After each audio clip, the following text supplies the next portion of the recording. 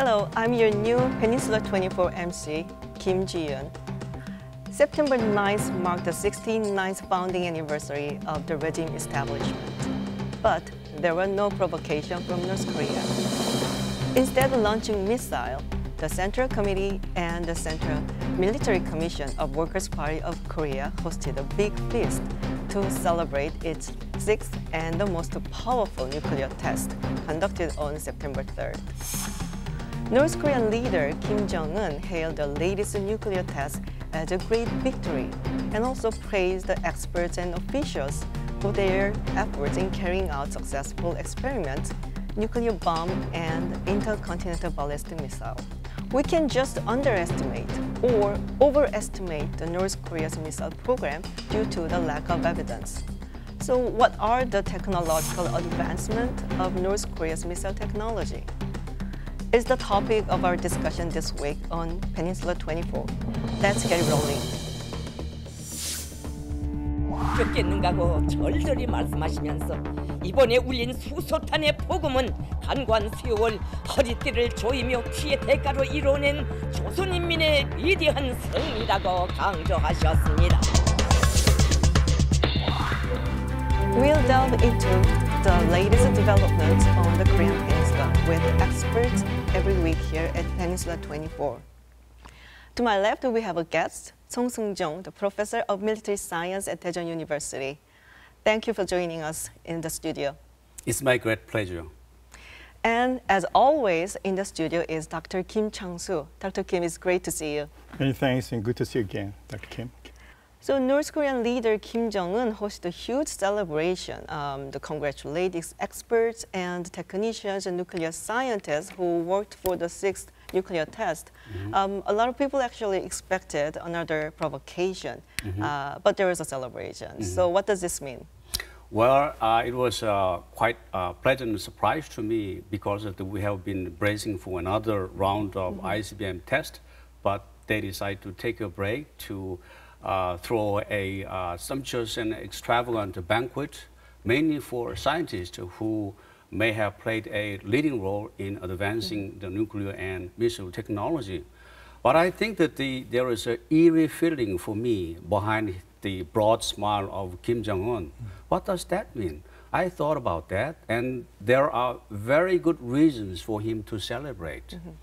First, the reaction of the President Donald Trump. As you know, he sent out 3 tweets right after the sixth nuclear test. And the third tweet, he said that the South Korea's appeasement with North Korea won't work. We don't use the specific phraseology appeasement, quote unquote, to our close friends and allies. Second thing is that there's a difference of the reaction on the part of Trump. Right after the ICBM test, he blasted with the fire and fury. But interestingly, after the sixth nuclear test, his reaction seems to be a little bit disciplined and subdued. I'm afraid that Kim Jong-un might interpret it as a sign of weakness. Therefore, he may come to the conclusion that he can win in a chicken game because Donald Trump blinked first. And the third reason for Kim Jong-un to celebrate might have been the reaction of the President Putin.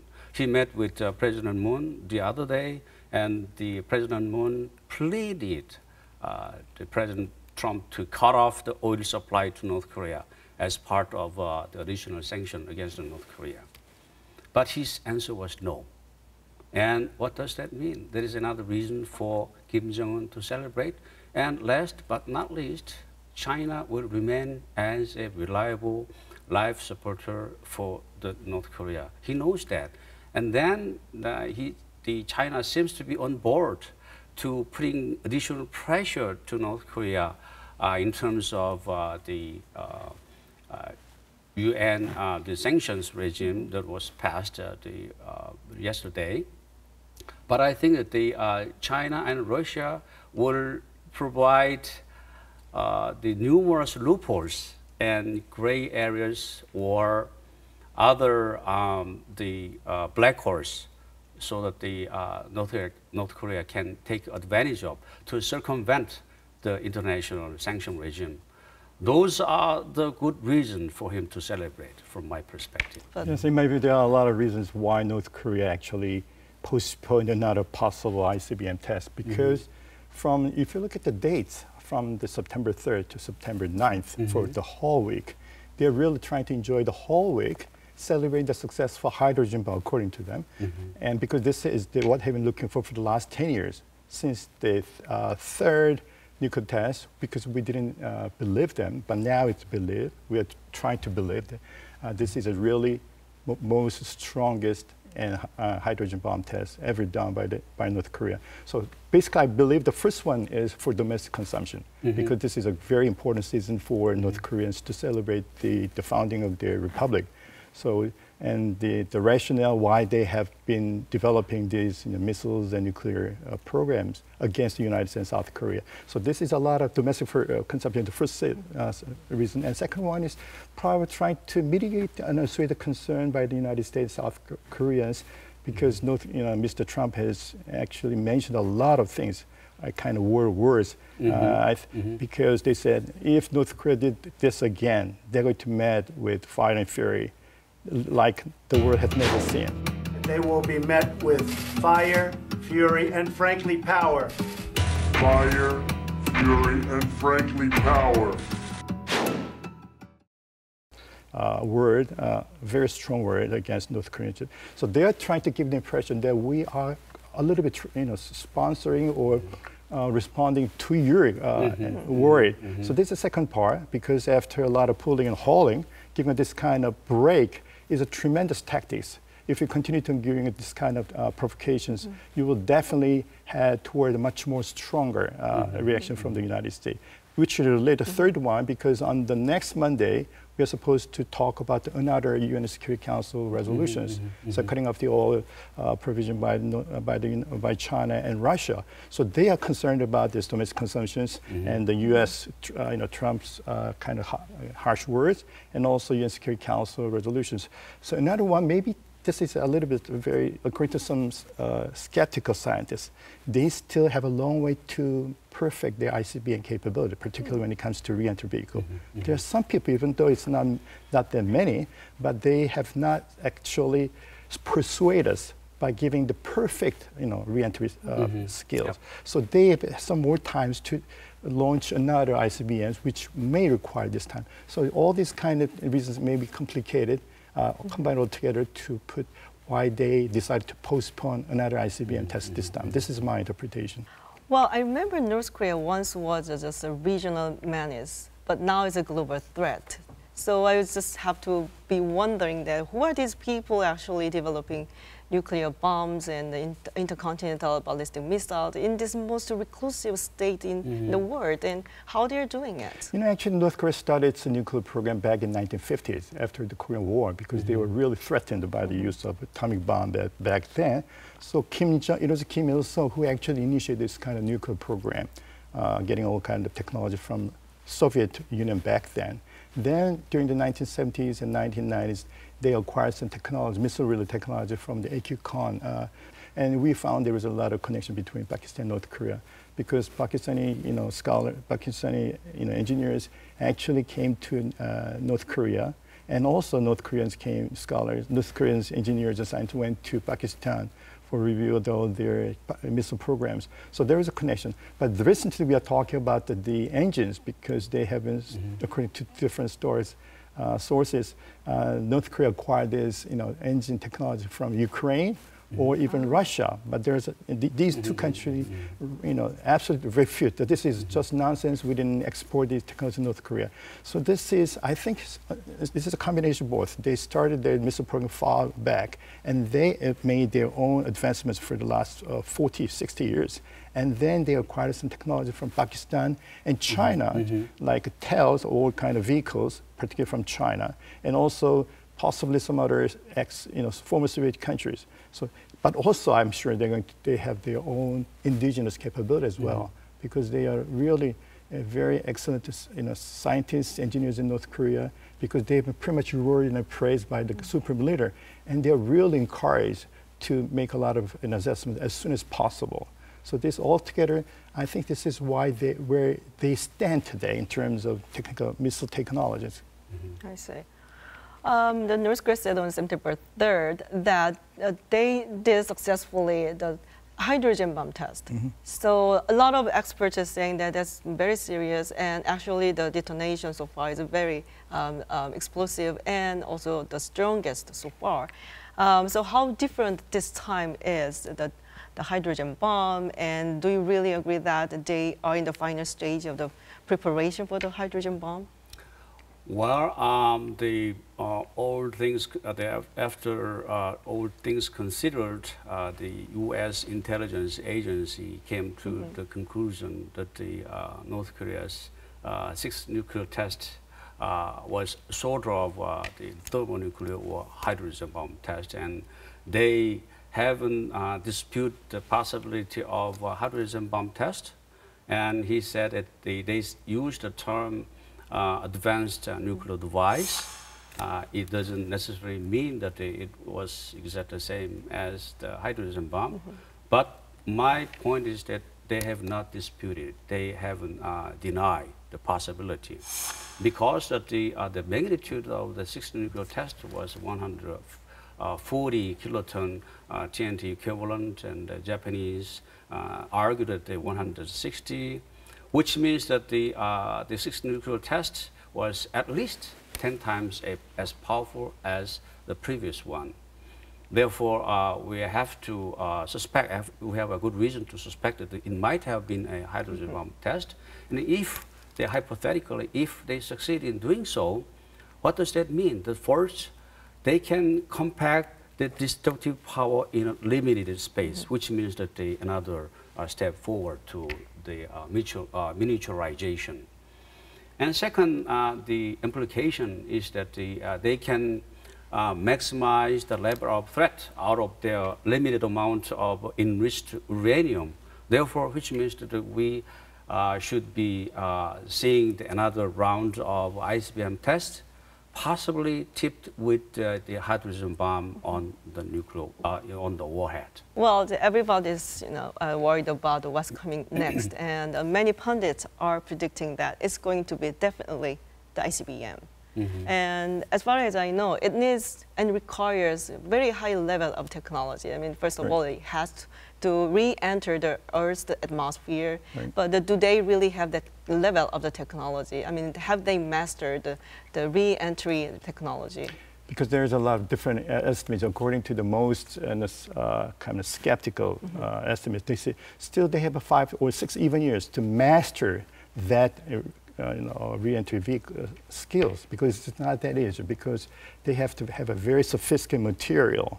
It's not just a missile, but what goes on into the warheads and how going to endure when they re-enter. The heat and stress. Yeah, heat and stress.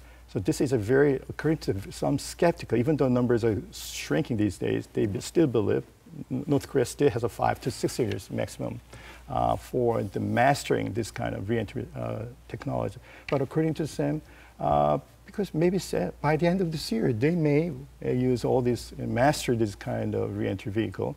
But when it comes to weaponizing this ICBM, tipped with missile nuclear weapons, that's a different story. Weaponizing these miniaturized warheads on the ICBM is still a very long, tall demand for North Korean leadership, I see. That's why we are expecting more missile tests, ICBM type or ILBM or SLBMs to master their re-entry vehicles. And North Korea is really trying to perfect its re-entry vehicle. And also, and out of the extension of this, they're going to develop MIRV because multiple re-entry, targetable, multiple independent targetable re-entry vehicles, as we call them, MIRV. And they have a lot of, because India has demonstrated the kind of MIRV and capability with small 20-some MARVs on it, maneuverable re-entry vehicles under one. So this is something we are looking for.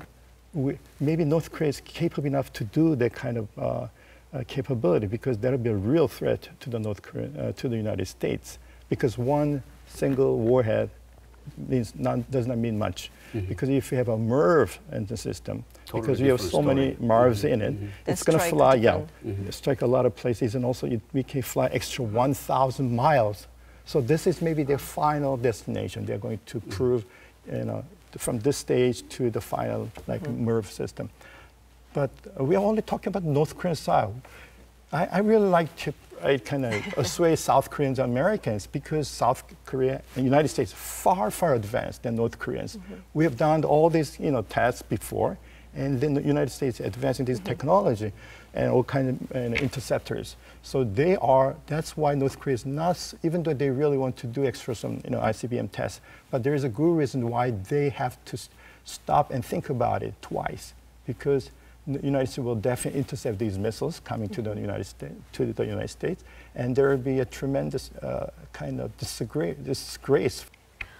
Well, it's true that North Korea's ICBM is a threat to the United States. So let's listen to the opinion of American experts. We have Ralph Kosa, president of the Pacific Forum CSIS Honolulu. Mr. Kosa, welcome to the show. My pleasure. Well, first of all, I'd like to hear your assessment of the North Korea's ICBM technology, because Korean and the American experts are a little bit divided over this issue. So do you think North Korea's ICBM missile technology is far advanced, or is it in the final stage closed? I think some people believe they're already there, but I think this is worst case analysis. I think the most likely answer is that they're still a year or so away, but they're certainly making progress, and it's very dangerous to underestimate North Korea's capabilities. U.S. President Donald Trump said military action will certainly be an option on the table. Well, what are the possibilities for the United States to use and take military action in reality?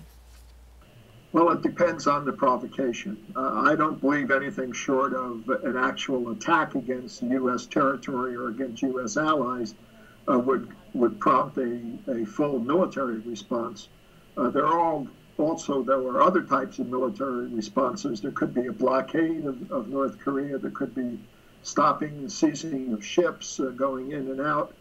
So there are a number of other things that you could use military forces for, short of an actual invasion. If there was a missile heading toward Guam, for instance, I'm sure they would use the missile defenses in Guam to shoot it down. That's a military action, but certainly that's a defensive action. Thank you so much, Mr. Kosa. That was Ralph Kosa, the president of the Pacific Forum CSIS in Honolulu. Thank you. Bye-bye now. So, well, let's talk about Donald Trump again. Trump administration said it would consider redeployment of a U.S. tactical nuclear weapon on the Korean Peninsula. It seems like meaning that South Korea and Japan are a nuclear armament. And there are some arguments, and also it was supported by the Senator John McCain on the news show.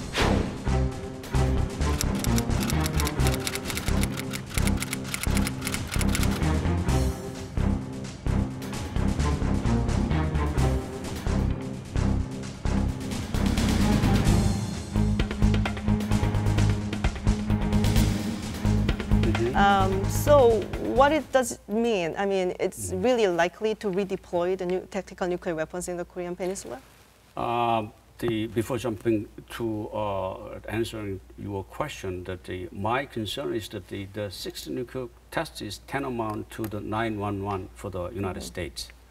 After 9/11, everything has changed. Now everything is beginning to change in South Korea. We have to brace ourselves for the sea change. It will unfold before our eyes. Just think about the reintroduction of tactical nuclear weapons of the United States, which were completely removed in 1991. All of a sudden, only 2 weeks ago, it was almost a taboo. Nobody talked about that. And then none other than Senator McCain publicly supported that idea. However, the source is not the Chongwade, not Secretary Song, it was Donald Trump. When the Anders Cooper tried to confirm what he said a few days ago to the effect that Trump said that he's ready to support acquiring nuclear weapons by Republic of Korea and Japan, and he repeated the same question again. And Trump said that it's time to change. We have to think twice so that they can acquire nuclear weapons. And then the Anderson Cooper, they tried to confirm his answer. He asked that it has been the policy of the United States for decades to prevent Japan and Korea from acquiring nuclear weapons. He said, we have to change that. And then this year, April, I believe, when the White House staff presents a series of options that Donald Trump can choose from, one of the alternatives was reintroducing the tactical nuclear weapons into Korea. Once again, very recently, there was a report from NBC News. There was another recommendation to President Trump, including the reintroduction of tactical nuclear weapons, which means that Donald Trump, from the start, has not ruled out the possibility of reintroducing the tactical nuclear weapons. From my perspective, denuclearization on the peninsula is that.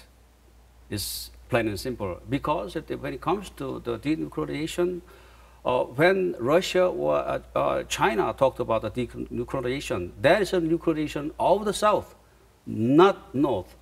Think about what happened after the 1991, the declaration of the denuclearization. Before 1991, there were hundreds of nuclear weapons in the South. There was a zero nuclear weapon in the North, but table turns quite upside down. Today, we have zero nuclear weapons, and they have dozens of nuclear weapons, and we are under their intimidation and threat, and is on the verge of being a hostage by Kim Jong-un regime. That's the reason why so many South Koreans are supporting the introduction of the tactical nuclear weapons. I have a slightly different view, even though many South Koreans are becoming more aware and they estimate the significance of introducing nuclear tactical missiles again back to Korea. But I think this is a majority, it's becoming a majority view, but from the government officials' view and also the experts' views, there is no reason to do that, even though we are going to use it as a deterrence purposes, because it's going to take a time. Because there are a lot of reasons, because Americans have been saying that we have not many nuclear tactical missiles remaining to be deployed into South Korea. That's one thing. What they've been talking about for the last several years.